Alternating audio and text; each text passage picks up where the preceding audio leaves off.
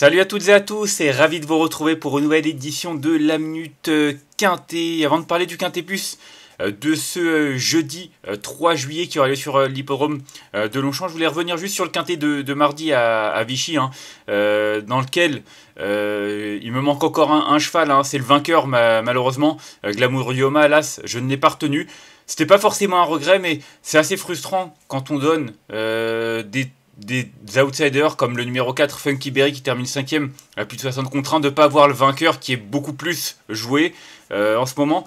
On a pas mal de petits trucs comme ça où il en manque un, il en manque parfois même deux, mais c'est vrai que les quintés ne sont pas forcément évidents ces derniers temps. Les favoris n'ont pas toujours répondu présent. On va essayer de redresser la barre. J'espère que cette fois-ci, on sera un petit peu mieux loti, même si au final, jeudi, on a quand même un quintet assez difficile. Ce sera la 6e course du programme, le prix de la Garden Party. C'est un handicap pour des poulains et des pouliches de 3 ans.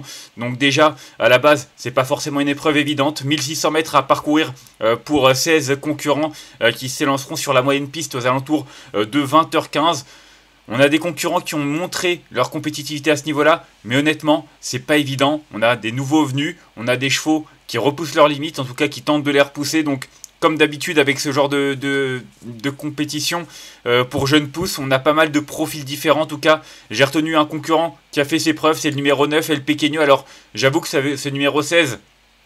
dans les stalles de départ m'ennuie un petit peu. Alors après c'est un attentiste, c'est un cheval qui va certainement attendre. Avec le 16 il va être obligé certainement d'attendre à l'arrière-garde puisque il va sans doute pas démarrer.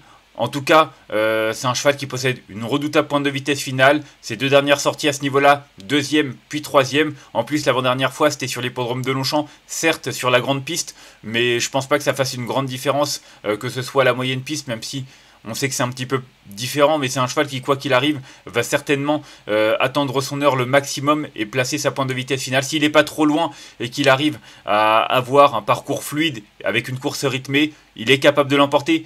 Il va le remporter son quintet, je pense, dans les semaines qui viennent. Est-ce que ce sera ce jeudi? Je l'espère, en tout cas pour moi, c'est une priorité. Ensuite, j'ai retenu en deuxième position le numéro 5, Elusive Bellardo, qui a été acquis et réclamé l'avant-dernière fois, justement, suite à une victoire sur ce parcours. Donc clairement, on sait qu'il est compétitif sur ce parcours. Et puis en dernier lieu, il a rapidement apporté des satisfactions à son nouvel entourage, puisqu'il s'est classé 4ème d'un quintet au Val d'Or. Alors certes, la distance était un petit peu plus courte, c'était 1400 mètres, mais... franchement, comme je l'ai dit, il a gagné sur le parcours qui nous intéresse. Il a un super numéro dans les stalles de départ. Il est associé à Maxime Guyon. Honnêtement, elle a quand même pas mal d'arguments à faire valoir. Et vu sa régularité depuis le début de l'année, on est en droit d'en espérer un très bon comportement et pourquoi pas même les premières places. Ensuite, j'ai retenu en troisième position le numéro 2, Apogeo. Je parlais du Quintet Plus du 10 juin dans lequel Elusive Bellardo terminait 4ème, pardon, et ben Apogeo a terminé 3ème, je vais y arriver. C'était une rentrée, et c'était une très bonne rentrée pour Apogeo, qui montrait non seulement qu'il était déjà en condition avancée, mais qu'il était capable de bien faire en valeur 37,5. Christophe Soumillon qui lui est associé, lui aussi a tiré un bon numéro dans les stalles de départ. Il va afficher des progrès sans doute après sa rentrée. Franchement, il a pas mal d'arguments lui aussi à faire valoir, d'autant qu'il a de la fraîcheur, n'ayant couru que très peu cette année, et en couru tout court très peu depuis le début de sa carrière. Pour moi, c'est également un concurrent qui mérite un très large crédit. Ensuite, j'ai retenu en 4ème position le numéro 6, Acto. Acto, on le sent, c'est un poulain qui est perfectible. Lors de son avant-dernière sortie à Longchamp, lorsqu'il terminait 7ème derrière El Pequeño, il courait bien. Déjà, il avait laissé une belle impression. Derrière, 6ème, c'était vraiment pas mal. C'était une nouvelle fois derrière El Pequeño. On sent un cheval sur la montante qui a une marge de progression évidente.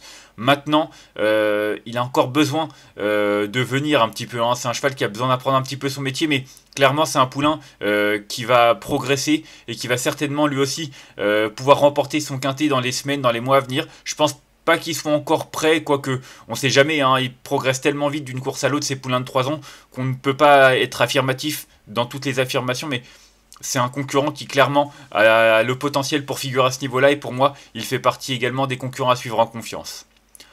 Ensuite, j'ai retenu en 5ème position le numéro 14, Nargis, une pouliche qu'on a vu à son avantage lors de 2 secondes épreuves les dernières fois.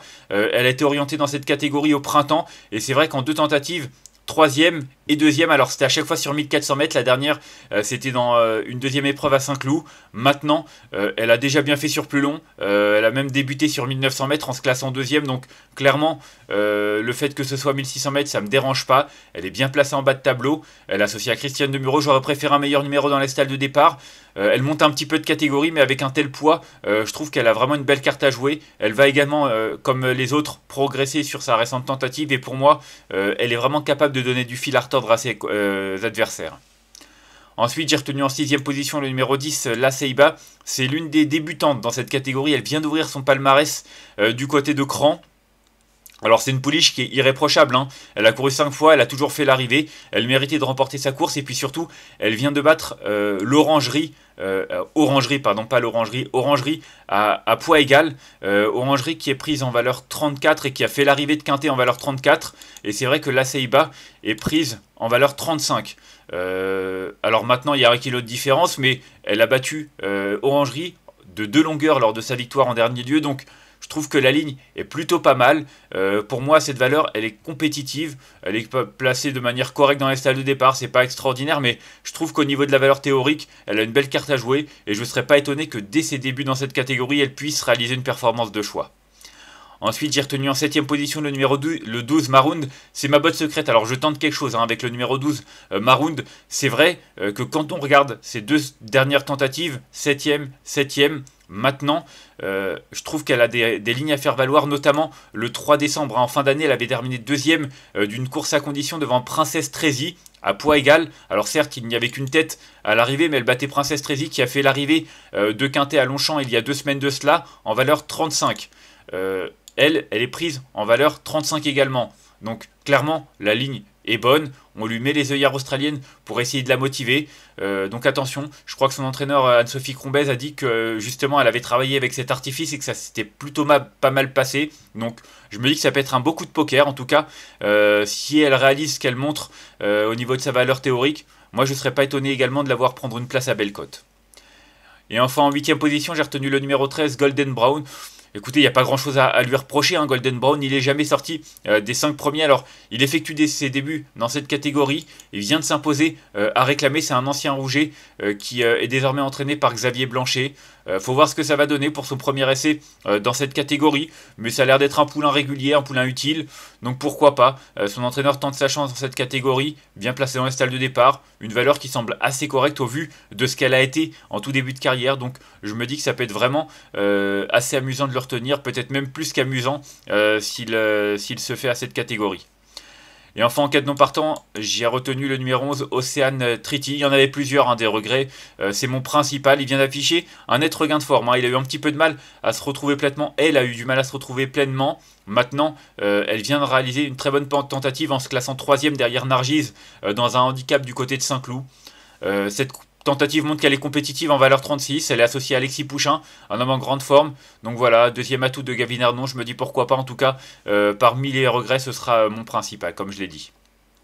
On va faire un petit récapitulatif de ma sélection avec le 9 que j'ai retenu devant le 5, le 2, le 6, le 14, le 10, le 12 et le 13. Et en cas de non partant, le numéro 11. En conseil de jeu, c'est très ouvert. Maintenant, El Pequeño, clairement, il cherche sa course à ce niveau-là. Mis à part ce numéro un peu défavorable dans la stalle de départ, il a tout pour plaire et c'est certainement un lauréat en puissance. Le numéro 5, Elusif Bellardo, lui, par contre, coche encore plus de cases, étant donné qu'il vient de terminer 4ème d'un quintet, qu'il a déjà gagné sur ce parcours et qu'il est bien placé dans la stalle de départ associé à Maxime Guyon. Bref, tout pour plaire. Et puis le 2, Apogéo, très bonne rentrée, susceptible de courir en amélioration associé à Christophe Soumillon. Pour moi, c'est également un concurrent qui mérite un très large crédit. Mais comme je l'ai dit, n'hésitez pas à élargir parce que les possibilités n'en manquent pas. On le sait avec ces quintets pour 3 ans. On va se quitter là-dessus. Moi, je vous remercie d'avoir suivi cette nouvelle édition de la Minute Quintet. Si vous avez aimé cette vidéo, n'hésitez pas à la liker, à la partager ou encore à vous abonner à notre chaîne YouTube en cochant la petite cloche pour être au courant des prochaines vidéos. On se retrouvera, nous, demain. Ce sera du côté de Cabourg, un premier quintet de l'été sur la côte normande pour les trotteurs. D'ici là, je vous souhaite en attendant une excellente journée et de bons jeux à tous. Bye bye.